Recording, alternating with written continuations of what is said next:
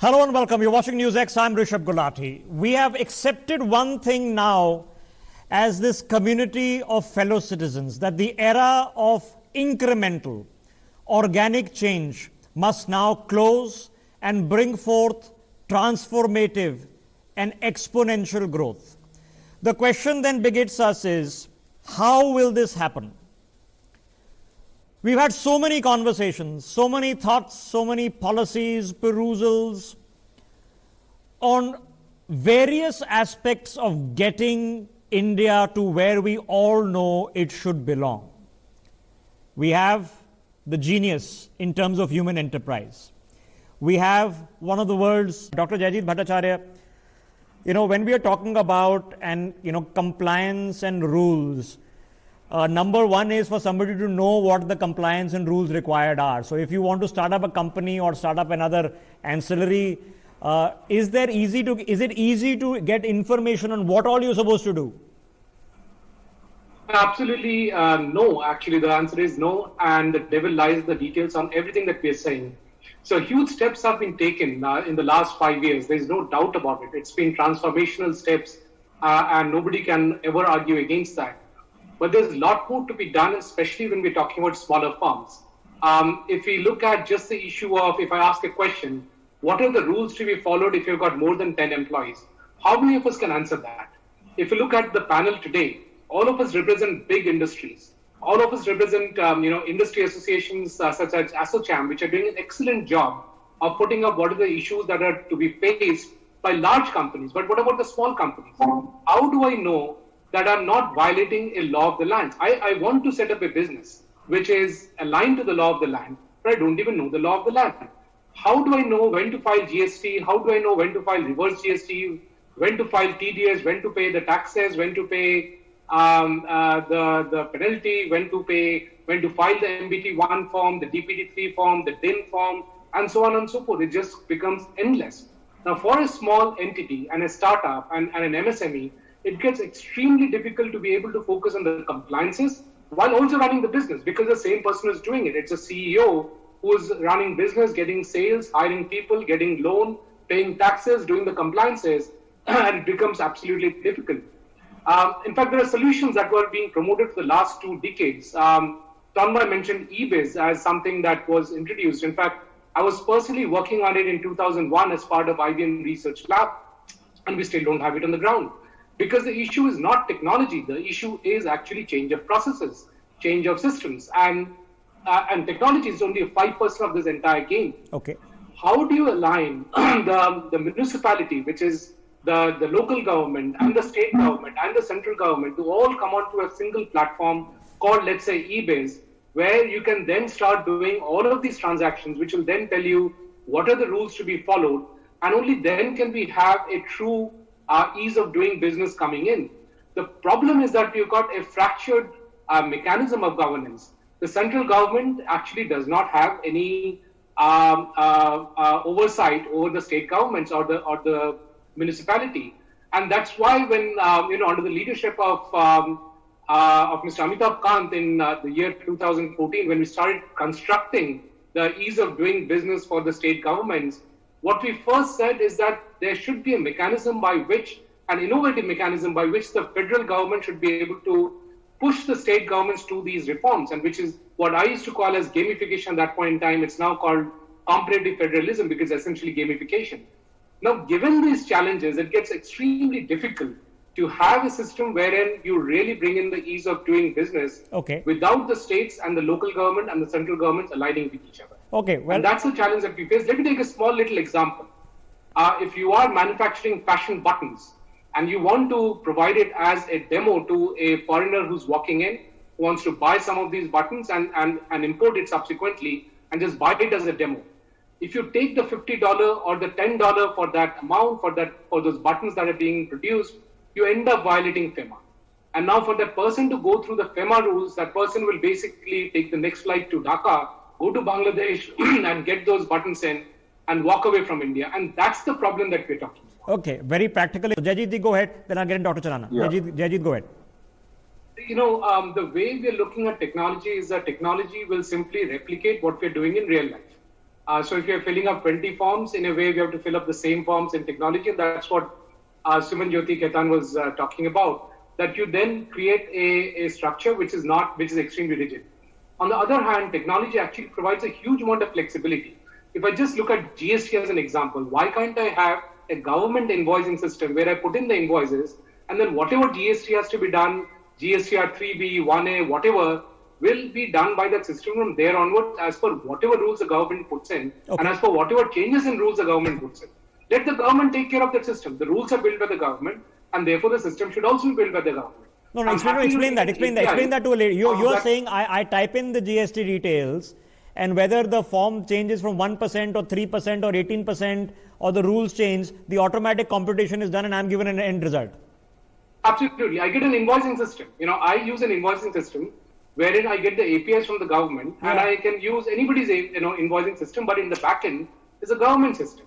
Okay. And that's what really leads to a central information coming in, a central point of truth, rather than replicating things again and again. For example, when the government asks me anything, typically those questions are related to what the government already has. My PAN card, my Aadhaar card, my passport number, and so on and so forth. Most of this information the government already has. If I'm giving them my GST information anyway, why are you asking me to compute everything after you change a rule? Compute it yourself. Right. Let me know, and if I have an objection or clarification, then let me seek it off you and then answer it. No, it's happening fast.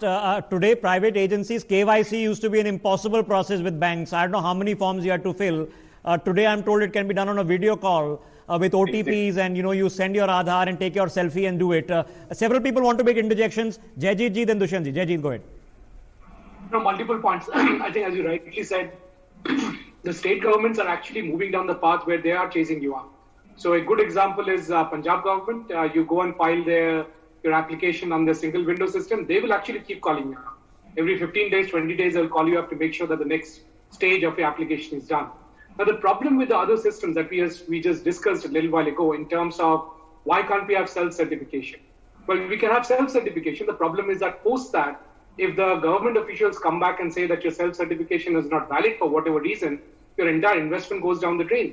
So there's a Damocles sword hanging on your head. The second issue is that if we go through penalizing each of the officials after a certain period of time, if there are 4 officials, we give them 3 months each, it's 1 year gone. And the moment you start investing, your meter is down because you have taken loan and your loan, your interest component of loan keeps ramping up. Okay. So you will come to some kind of a compromise. And therefore, these are the issues that start getting into the actual problem of this is the headache that Invest India has been set up to help us solve.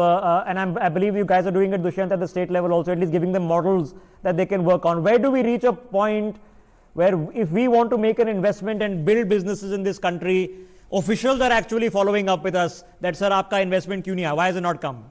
Jayjeet, make the interjection, then I want to rope in Sumanji also.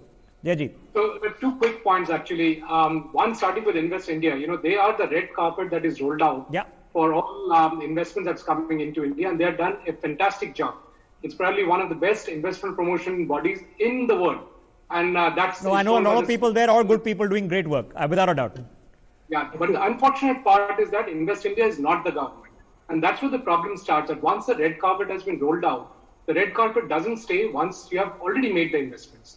And therefore, if you want to go back and challenge something that the local officials are doing, it gets very difficult for you to do that, which brings me to the point of contract enforcement. So although we are 63 in ranking, in World Bank EODB ranking, the ease of doing business ranking, we're actually 163 in terms of contract enforcement. In fact, 5 years ago, we were 184 out of 185 in terms of contract enforcement. Okay, Jayjeet, go ahead.